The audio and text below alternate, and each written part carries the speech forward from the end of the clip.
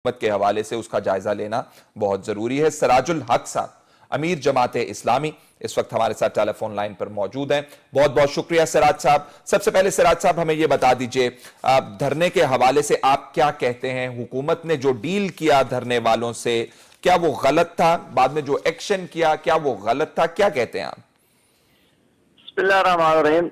धरने के बाद जो रिलीफ मिला है या थोड़ा जो सुकून मिला है इस्लामाबाद के हुक्मरानों को, उस पर तो खुश है, लेकिन जो बेतौकीरी हुई है उस पर भी खासे मुरझाए हुए हैं और परेशान हैं।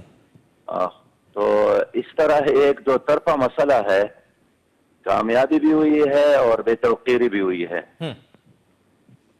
आप क्या समझते हैं कि इंतजामिया के हवाले से जो नुकात उठाए जा रहे हैं, कहा कि फेलियर था इंतजामिया का, पहले आने दिया, बैठने दिया, उसके बाद जो ऑपरेशन किया वो ऑपरेशन भी मुकम्मल नहीं कर सके, तो ये आज नवाज शरीफ साहब ने भी बड़ी इसके ऊपर पशेमानी का इजहार किया, वो भी नाराजगी का इजहार किया। आप क्या कहते हैं?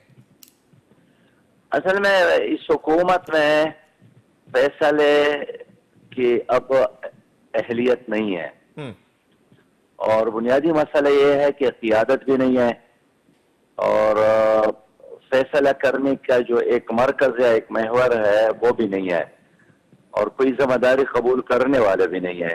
यही वजह है कि ये बर वक्त फैसले नहीं कर सकती और हमेशा चीजों को डिले करती है और यही इस्तीफा जो 17 दिन धरने के बाद और बहुत खिफत उठाने के बाद इन्होंने दिए, अगर ये डे वन पे हुकूमत ये फैसला कर लेती तो इतने बड़ी मुसीबतों से ना गुजरती।